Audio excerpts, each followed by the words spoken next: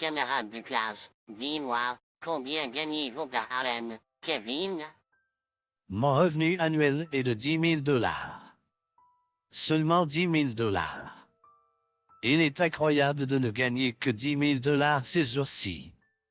Je suppose que cela ne peut être évité depuis que vous avez abandonné l'école moyenne. Je ne pouvais plus supporter l'attitude méprisante de ce type à la réunion. Cependant, à ce moment-là, un homme est apparu, conduisant à une conclusion surprenante. Je m'appelle Kevin, et je n'ai pas de mère. Quand j'étais en 3e année, elle a divorcé de mon père et est partie, je ne l'ai pas vue depuis. Depuis que ma mère est partie, c'est toujours mon père et moi. Mon père avait l'habitude de diriger une petite imprimerie. Elle semblait bien se porter lorsque ma mère a rejoint notre famille, mais avec l'avènement de la digitalisation, la demande d'impression a considérablement diminué et l'entreprise a rapidement béclémé. Ma mère a suggéré de vendre l'imprimerie et de recommencer, mais mon père a refusé d'être d'accord. Cela a conduit à leur divorce. Je me souviens encore des derniers mots de ma mère avant qu'elle ne parte. Et Kevin, pourquoi ne viendrais-tu pas vivre avec moi? Non, je veux rester avec papa. Ce n'est pas que ma mère m'ait abandonné, j'ai choisi de l'abandonner. Parce que j'ai aimé mon père tellement. C'était un homme sincère et honnête. Je pense qu'il n'était pas fait pour diriger une entreprise d'impression en raison de sa maladresse. Mais j'aimais comment il travaillait silencieusement sans une seule plainte. Il accomplissait méticuleusement même les petites commandes avec peu de profit. Il y avait des gens qui avaient des impayés de paiement d'impression, mais même dans ce cas, ils diraient toujours, ils doivent vraiment manquer d'argent. C'est bon tant qu'ils paient quand ils le peuvent, sans s'énerver. Je pense que ma mère en avait assez d'un père aussi gentil. Un jour, je lui ai posé une question. Papa, est-ce que ce n'est pas mal quand les gens ne paient pas pour leur impression? Pourquoi ne pas les signaler à la police? Écoute, Kevin, il n'y a personne qui soit mauvaise par nature, tout le monde a ses circonstances, et ils sont désolés dans leur cœur. Zéna? Si tu commences à douter des gens, c'est la fin. N'est-ce pas ça, la vie, valoriser les liens avec les autres? N'oublie pas ça. L'entreprise de l'imprimerie est devenue de plus en plus difficile, au point que nous ne pouvions plus nous permettre d'employer, et à la fin, c'était juste mon père qui essayait de la maintenir à CO. Parfois, quand nous avions une grosse commande, je, encore à l'école primaire, aidais toute la nuit. Après une nuit blanche, aller à l'école, mes camarades de classe se moquaient de moi. Je ne m'étais pas rendu compte qu'il y avait de l'encre sur mon visage. Quand j'ai essayé de l'essuyer rapidement, ça a bavé partout, et ils se sont moqués encore plus. Cependant, il y avait une fille qui a essuyé l'encre avec son mouchoir humide. Merci, mais maintenant ton mouchoir est sale. Ce n'est pas grave. Je nettoierai ce mouchoir et te le rendrai. Ce n'est pas grave. C'est impressionnant que tu aides avec le travail toute la nuit. Je prendrai une page.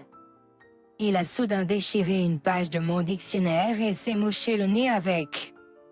Ensuite, trouvant ça amusant, les autres camarades de classe ont commencé à déchirer des pages, et à la fin, mon dictionnaire a été jeté à la poubelle. C'était un dictionnaire important pour moi parce que j'aimais le français, alors je me suis mis en colère et j'ai crié sur Guillaume. Pierre, étant lâche et faible dans les combats, a rapidement cherché de l'aide auprès de ses amis. Ils se sont tous retournés contre moi et m'ont épinglé au sol. Tandis qu'il souriait, Guillaume a placé son pied sur mon estomac et a craché au visage. En disant « Ne me défie plus jamais, pauvre perdant ». En me voyant rentrer chez moi en pleurs, mon père a dit sans rien dire.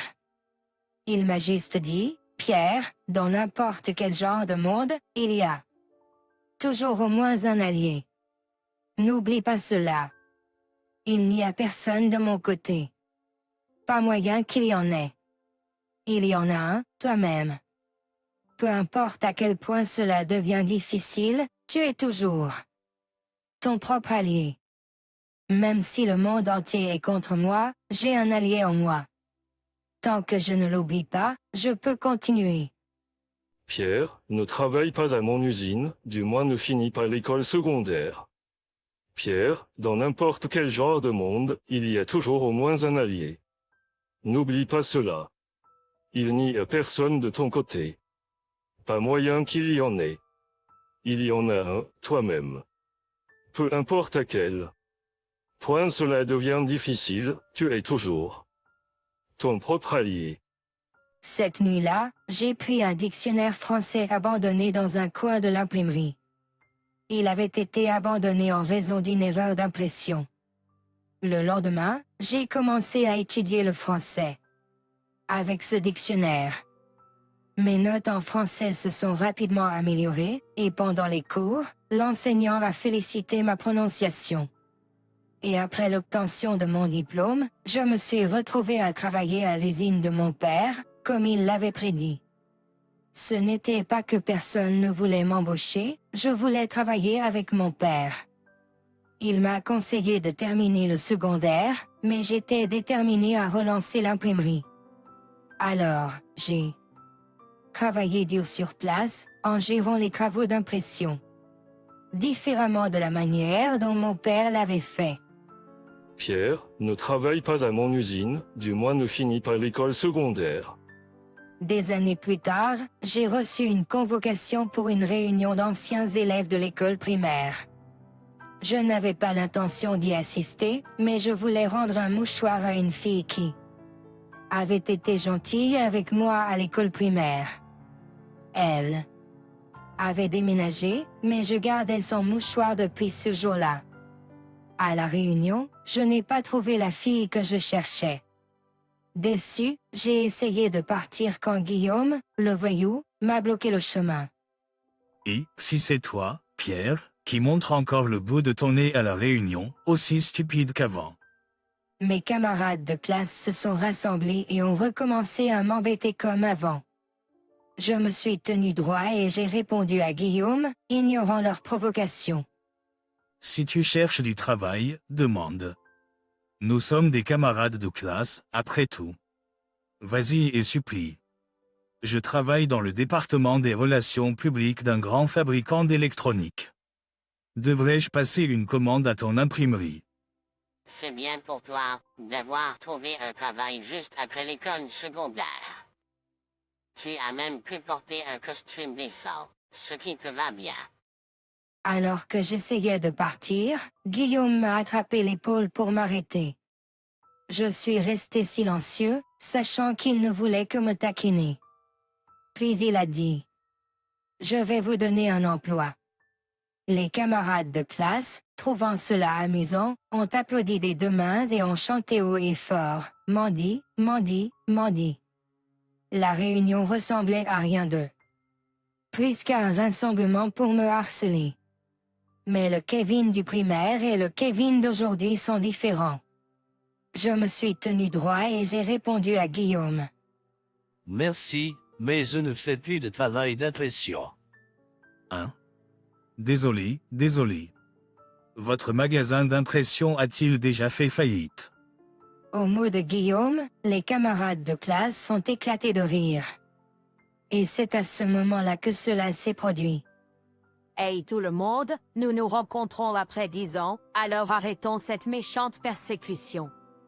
Je me suis retourné et j'ai été surpris. Elle était là, la fille qui avait été gentille avec moi à l'époque, et son nom était Juliette. Son nom était Juliette. Elle était populaire dans notre école primaire, mais maintenant en tant qu'adulte, elle était devenue encore plus attirante. Ce n'est pas de la persécution. Nous partageons tous simplement nos salaires depuis que nous travaillons tous dans de bonnes entreprises. Il a expliqué, sonnant triomphant. Je travaille pour un grand fabricant d'électronique, donc mon revenu annuel est de $100 000. Quel est le vôtre, Pierre? N'ayant pas envie de répondre à sa stupide question, je suis resté silencieux.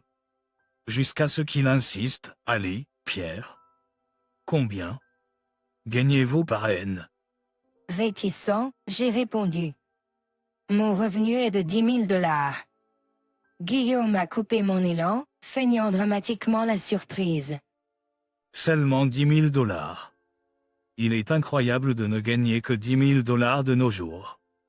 Eh bien, je suppose qu'il est normal pour un décrocheur du secondaire.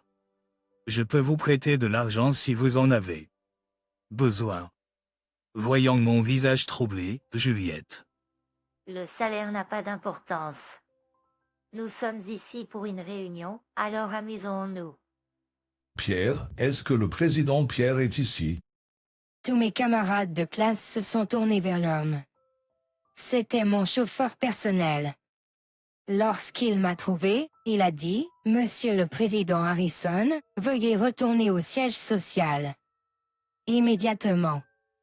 Une délégation de New York a arrivé. Compris. Allons-y. Guillaume, abasourdi, a confronté mon chauffeur. Pierre est un président. Une délégation de New York. Arrête de plaisanter. Un décrocheur du secondaire ne gagnant que 10 000 $ par an.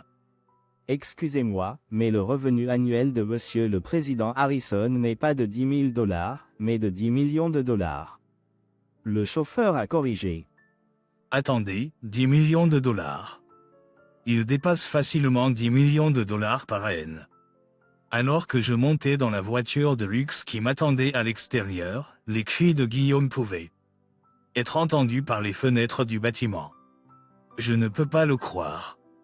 C'est incroyable. Je ne change pas les noms moi dans les attributs nomme nos replace et je traduis les phrases dans l'attribut texte ni translate en français. Mercedes de luxe. Je suis ensuite retourné à mon siège social. J'ai ensuite appris que Guillaume était effondré sur place après avoir vu la Mercedes de luxe. Il était choqué de découvrir par son téléphone portable que mon entreprise d'impression s'était développée à l'étranger avec une technologie d'impression spécialisée. À la soirée, il a bu en excès et a fait une scène, ce qui a fait perdre patience à ses camarades de classe. Je pensais que c'était sa juste récompense, mais je ne l'ai pas méprisé. Je ressentais de la pitié pour une personne si misérable.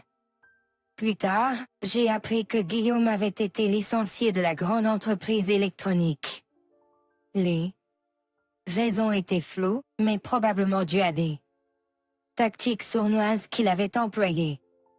Ma maîtrise du français m'a permis de recueillir des informations informatiques étrangères assidûment, que j'ai utilisées pour développer une technologie des impression unique. Ma maîtrise du français m'a permis de recueillir des informations informatiques étrangères assidûment, que j'ai utilisées pour développer une technologie d'impression unique. Elle est rapidement devenue populaire, attirant de nombreuses commandes à l'étranger. En 6 mois à peine, j'ai redressé l'atelier d'impression au bord de la faillite. Et maintenant, nous avons même un bâtiment de siège social séparé de l'usine. Je suis le président, mais le président est mon père. C'est le vrai héros pour avoir maintenu l'atelier d'impression en activité. Quelques jours plus tard, je rencontrai à nouveau Juliette et pus lui rendre le mouchoir précieux. Merci de l'avoir gardé si soigneusement tout ce temps. Ce mouchoir m'a soutenu. Juliette sourit heureusement et fit une proposition. En fait, je viens également d'un milieu pauvre et j'ai abandonné le lycée, mais j'ai travaillé dur et fondé ma propre entreprise. Voudriez-vous collaborer au développement d'un nouveau produit? Merci de l'avoir gardé si soigneusement. Ce mouchoir était mon porte-bonheur. Mon père disait que nous avons toujours un allié dans ce monde, nous-mêmes, mais on avait un autre, ce mouchoir. Juliette et moi, ayant fait connaissance, échangeâmes des idées quotidiennement et, après bien des efforts, aboutîmes à un nouveau genre de papier peint. Ainsi, notre partenariat se déroula sans heurts et Juliette et moi commençâmes à sortir ensemble dans notre vie personnelle. Notre slogan était toujours le même.